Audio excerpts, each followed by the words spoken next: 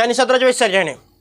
आज और इस वीडियो में मैं बहुत ही महत्वपूर्ण 2-3 मुद्दों पर बात करने वाला हूं, जो कि समाज के कुछ असामाजिक तत्वों के द्वारा उठाया जा रहा है तथा नए नए हुए विद्वानों के द्वारा उठाया जा रहा है। मैं बिंद जाति के द्वारा तथा बिंद जाति के कुछ लोगों के द्वारा उठाए गए सवाल, बदले गए इतिहास तथा बताए जा रहे गलत तथ्यों को दूर करने के लिए इस वीडियो को बना रहा हूं। तो इस वीडियो में मैं कुछ प्रमुख मुद्दों पर बात करूंगा, तो वीडियो में अंत तक जरूर बने रहिएगा। और इस वीडियो में मैं आप सभी को अच्छे तरीके से सभी ऐतिहासिक सबूतों के साथ और तर्क के साथ इसमें जवाब देने वाला हूं उन लोगों को जो कि खुद को निषाद वंश से अलग बताते हैं तथा निषाद वंश को अपना पिता नहीं कहते हैं। सभी निषाद वंश के भाई बहन, एक बात तो याद रखिए, मैं निषाद वंश बोलता हूं और निषाद वंशी बोलता हूं। वंश का मतलब जाति विशेष नहीं होता है। वंश में बहुत सारी अलग अलग शाखाएं होती हैं और बहुत सारी शाखाएं से बनकर मिलकर एक वंश बनता है। इसी में से निषाद वंश का ही एक शाखा है, जो कि बाद में शाखा बना, जो कि बाद में एक जाति बन गई, जिसका नाम है बिंद जाति। इससे संबंधित हमारे बहुत सारे सब्सक्राइबर हैं जो कि इससे संबंधित सवाल पूछते रहते हैं। तो उसी में से सबसे पहले तो मैं एक अच्छे से सवाल का जवाब दे दूं कि एक निषाद वंश के बिंद शाखा के बिंद जाति के एक सब्सक्राइबर ने पूछा हमसे सवाल, भाई ने पूछा हमसे सवाल कि भैया क्या मुखिया सरनेम आखिर बिंद जाति के लोगों में क्यों लगाया जाता है। तो मैं बता देना चाहूँगा, देखिए, निषाद वंश की जब उत्पत्ति हुई तो निषाद वंश की उत्पत्ति राजा वेन से हुई और राजा वेन के जो पुत्र थे प्रथम निषाद, उन्हें विंध्याचल का क्षेत्र मिला। विंध्याचल के पहाड़ी क्षेत्रों का राज्य, जंगल के क्षेत्रों का राज्य, उनसे संबंधित जल यानी पूरा का पूरा विंध्याचल क्षेत्र जो कि जंगली राज्य हुआ करता था, उसका क्षेत्र निषाद यानी प्रथम निषाद को मिला। ठीक है। और मुख्य जो विंध्याचल के थे, एक मुखिया टाइप के, एक प्रमुख टाइप के, एक चौधरी टाइप के, इस वजह से यह सरनेम निषाद वंश के लोगों में प्रमुखता से पाया जाता है। निषाद वंश के जो बिंद समाज के लोग हैं, परंपरागत मुखिया या फिर मुख्य प्रधान या फिर चौधरी कह सकते हैं। ये सभी एक दूसरे का ही पर्यायवाची शब्द है, एक दूसरे का ही समानार्थक शब्द है। तो ये कारण हुआ मुखिया सरनेम प्रयोग करने का। ठीक है। तो ये होता है, एक मुख्य है, एक क्षत्रिय है और एक राजा है, शासक है किसी क्षेत्र के। ये शूद्र कैटेगरी के नहीं होते हैं, शूद्र में नहीं आते हैं और इनका परंपरागत चाहे राज्य जंगल पे हो या राज्य समतल भूमि क्षेत्र पे हो, राजा राजा होता है, मुखिया मुखिया होता है, चौधरी चौधरी होता है। ठीक है। तो इस वजह से ये सरनेम प्रयोग होता है। चलिए आगे बढ़ते हैं। तो कुछ जो नए नए विद्वान बन रहे हैं, जो कि इधर उधर की इतिहास लेकर आ जाते हैं और हमारे कमेंट सेक्शन में अपना ज्ञान देने लगते हैं।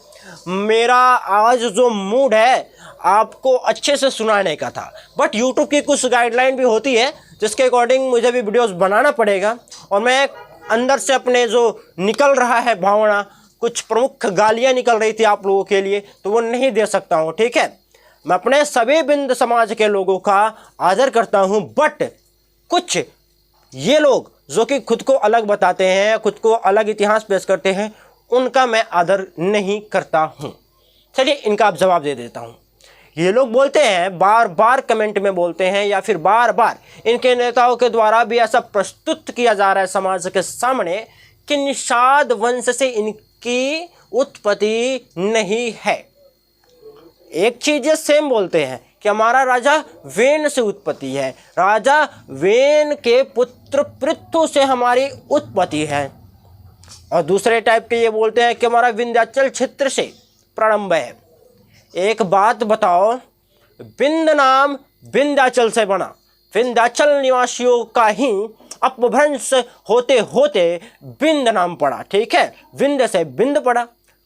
और एक बात ध्यान से सुन लो, महाराजा पृथु को समतल भूमि क्षेत्र का राज्य मिला था, ना कि विंध्याचल क्षेत्र का।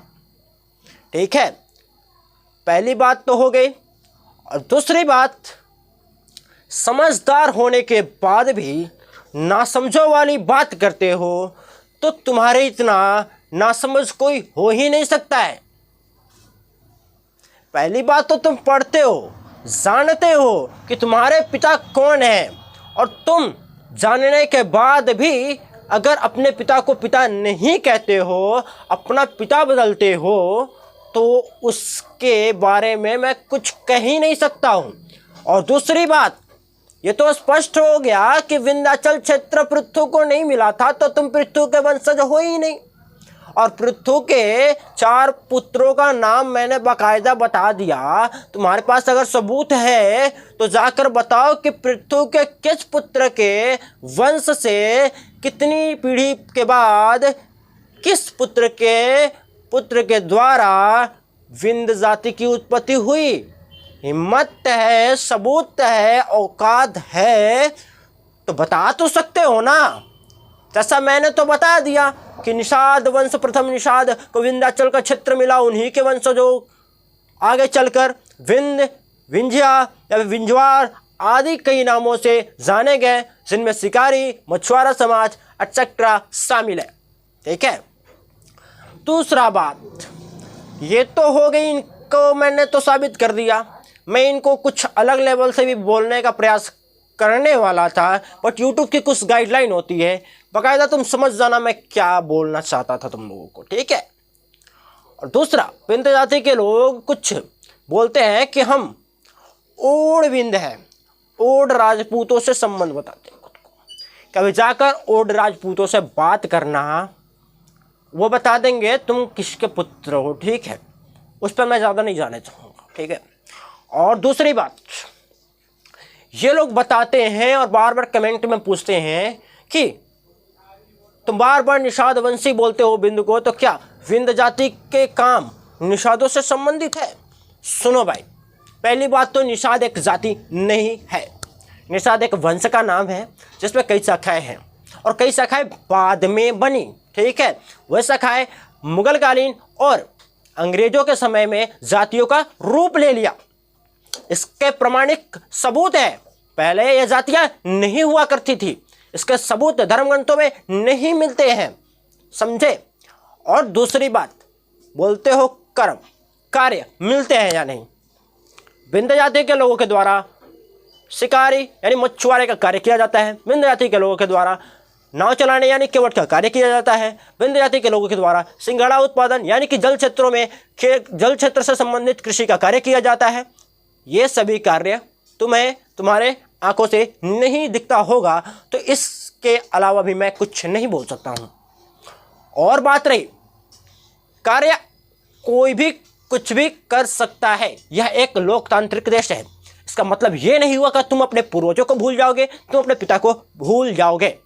ठीक है, और एक और सवाल बार बार उठाते हो, कमेंट में बोलते हो कि मुसहर जाति ओरिजिनल आदिवासी या फिर निषाद आस्ट्रिक समूह से संबंधित है। सुनो बात मेरी, मुसहर जाति जिसे हम दलित बोलते हैं, जो कि एक छोटी जाति होती है जिनके नाम का मतलब होता है चूहा खाने वाले। ठीक है, उनका निषाद वंश से संबंधित होने का सवाल ही नहीं उठता। ऐसा मैं इसलिए बोल रहा हूँ कि मुसहर जाति का इतिहास भी धर्म ग्रंथों में पाया जाता है। महाभारत कालीन में जब लक्षागृह का कार्य हुआ था, तो लक्षागृह में चूहा लेकर मुसहर जाति के लोग ही आए थे, जिन्होंने सुरंग बनाया था नीचे नीचे लक्षागृह से पांडवों को बाहर निकालने के लिए। तो क्या तुम्हारी आंखें अंधी हो जाती है ये सभी बातों को देखते टाइम, ये सभी दृश्य को देखते टाइम और ये सभी बातों को पढ़ते टाइम? ना समझापन की हद होती है। और बात रही तुम्हारी, तो तुम निषाद वंश हो और निषाद वंश तुम्हारा पिता है, ये तुम मानो या ना मानो।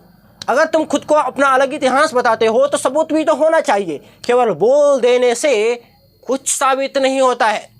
मेरे बताए गए जितने तर्क होते हैं और जितने सबूत होते हैं उसके हर जगह उसके प्रमाण मिलते हैं। मैं हवा में बात नहीं करता तुम लोगों के जैसे, समझे। और बात रही निषाद वंश के हमारे भाई बहन, एक बात हमेशा याद रखिएगा, निषाद वंश एक प्राचीन क्षत्रिय वर्ण से संबंधित समूह है, समझे। इसे उस समय में जंगल का क्षेत्र राज्य करने के लिए दिया गया था। शासक जल का हो, जंगल का हो या समतल भूमि क्षेत्र का हो, शासक हमेशा शासक होता है। और कुछ लोग खुद को आज अलग बता रहे हैं, तो उन सभी से कहना चाहूँगा, पिता को पिता कहने में शर्म नहीं आना चाहिए। मैंने जो सबूत तुमको जो तर्क दिए, क्या तुम उसे गलत साबित कर सकते हो? नहीं कर सकते हो तो क्यों भोंकते हो कमेंट में आकर? तुम्हारे पास सबूत नहीं होते हैं, तुम सुनी सुनाई बातों को लेकर आते हो, तुम ऐसे ही कुछ बोल देते हो। ऐसे थोड़ी होता है। तुम अपनी भी बेइज्जती करा रहे हो और समाज की भी बेइज्जती करा रहे हो।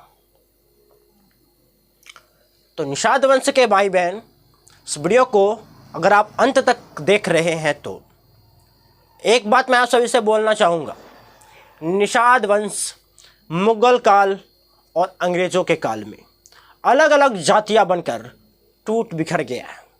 तो कृपया आज जाति और जाति और उपजाति ना चिल्लाएं। अपने अपने अलग अलग जो जातियाँ बन गई हैं मुगल और अंग्रेज़ों के काल में, उसे लेकर ना चलें। कृपया खुद को निषाद वंशी और निषाद वंश से संबंधित बोलें और हर जगह एकजुटता करें, अलगाव ना करें। वीडियो कैसा लगा कमेंट सेक्शन में ज़रूर लिखिएगा। और हाँ, आशा करता हूँ जो ऐसे ऐसे कमेंट कर रहे थे, जो जिनके अंदर ज्ञान नहीं था, उन्हें अच्छे से बात समझ आई होगी। ठीक है, वीडियो कैसा लगा कमेंट सेक्शन में जरूर लिखिएगा। और ऐसे निषाद वंश से संबंधित हर एक प्रकार के वीडियोज़ के लिए इस चैनल को सब्सक्राइब जरूर कर लीजिएगा। धन्यवाद। जय निषाद राज।